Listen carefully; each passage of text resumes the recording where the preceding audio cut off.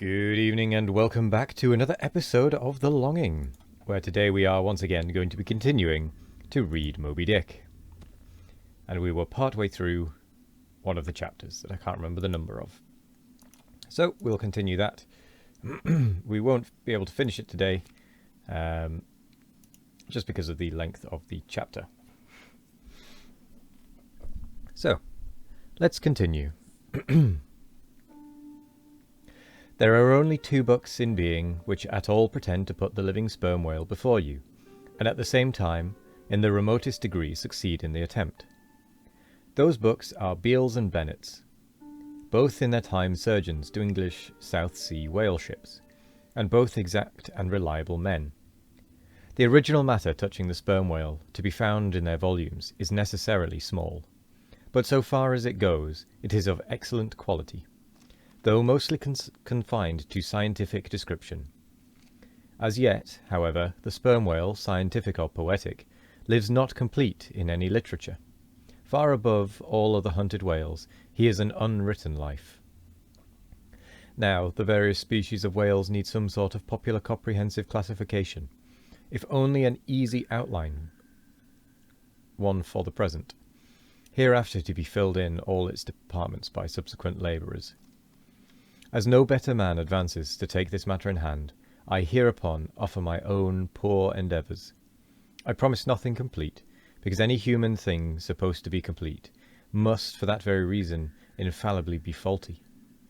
I shall not pretend to a minute anatomical description of the various species, or, in this place at least, too much of any description. My object here is simply to project the draft of a systemization of cytology. I am the architect, not the builder. But it is a ponderous task. No ordinary letter sorter in the post office is equal to it. To grope down into the bottom of the sea after them, to have one's hands among the unspeakable foundations, ribs, and very pelvis of the world. This is a fearful thing. What am I that I should essay to hook the nose of this Leviathan? The awful tauntings in Job might well appall me. Will he, the Leviathan, make a covenant with thee? Behold, the hope of him is vain. But I have swam through libraries and sailed through oceans. I have had to do with whales with these visible hands. I am in earnest, and I will try. There are some preliminaries to settle. First, the uncertain, unsettled condition of this science of cytology is in the very vestibule attested by the fact that in some quarters it still remains a moot point whether a whale be a fish. In his System of Nature, A.D. 1776, Linnaeus declares, I hereby separate the whales from the fish. But of my own knowledge, I know that down to the year 1850, sharks and shad, alewives and herring, against Linnaeus's express edict, were still found dividing the possession of the same seas with the Leviathan. The grounds upon which Linnaeus would fain have banished the whales from the waters, he states as follows. On account of their warm bilocular heart, their lungs, their movable eyelids, their hollow ears, penem intrantem femaminam mammis lactentum, and finally ex lege naturae jure meritocrae. Sorry, I have no idea if I said any of that right.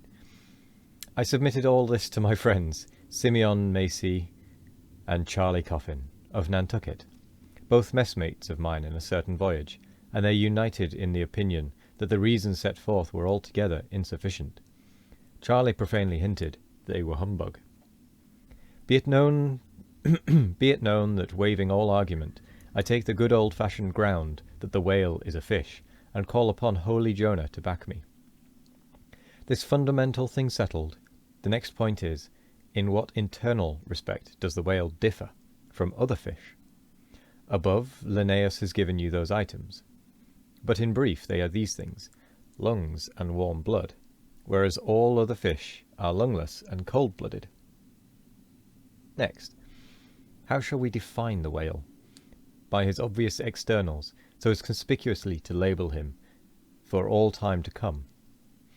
To be short, then, a whale is a spouting fish with a horizontal tail. There you have him. However contracted, that definition is the result of expanded meditation.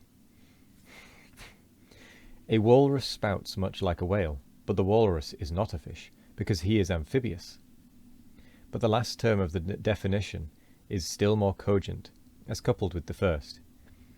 Almost anyone must have noticed that all fish familiar to landsmen have not a flat, but vertical, or up and down tail, whereas among spouting fish, the tail, though it may be similarly shaped, invariably assumes the horizontal position.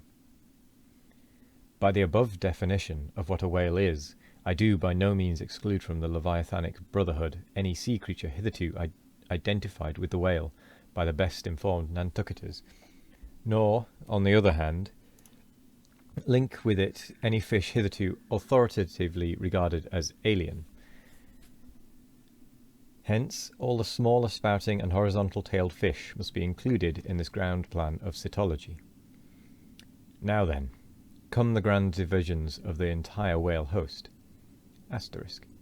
I am aware that down to the present time, the fish styled lamations, lamatins and dugongs, pigfish and sowfish of the coffins of Nantucket, are included by many naturalists among the whales, but as these pigfish are a noisy, contemptible set, mostly lurking in the mouths of rivers and feeding on wet hay, and especially as they do not spout, I deny their credentials as whales, and have presented them with their passports to quit the kingdom of cytology. First, according to magnitude, I divide the whales into 3 primary books, subdivisible into chapters, and these shall comprehend them all, both small and large. 1. The folio whale. 2. The octavo whale. 3. The duodecimo whale. As the type of the folio, I present the sperm whale, of the octavo, the grampus, of the duodecimo, the porpoise.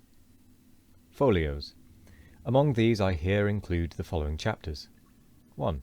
The sperm whale. 2. The right whale. 3. The finback whale. 4.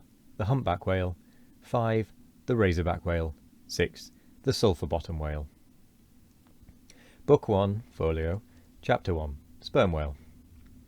This whale, among the English of old vaguely known as the trumper whale and the feister whale, and the anvil-headed whale, is the present cachalot of the French, and the potsfish of the Germans, and the macrocephalus of the long words.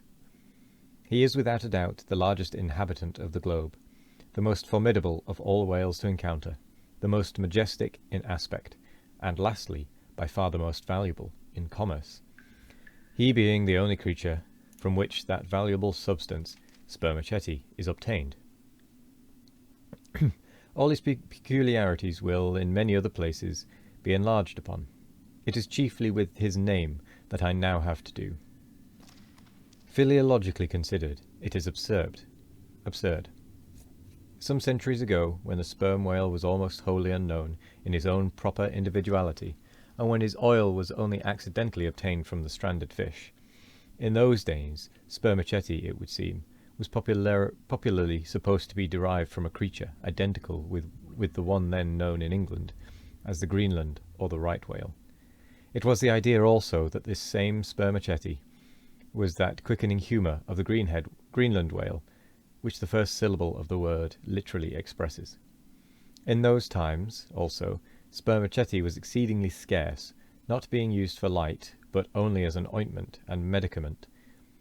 It was only to be had from the druggists, as you nowadays buy an ounce of rhubarb. When, as I opine, in the course of time, the true nature of spermaceti became known, its original name was still retained by the dealers, no doubt to enhance its value by a notion so strangely significant of its scarcity, and so the appellation must at last have come to be bestowed upon the whale from which this spermaceti was really derived. And with that, I'm actually going to call it there, because this chapter does go on for a very long time, and we have just about hit the 10-minute mark. And there is a lot more to this chapter. So thank you very much for joining me today. I hope you all have a wonderful morning, evening, afternoon, or night, no matter what time of day it is. I hope you all have a wonderful one of it.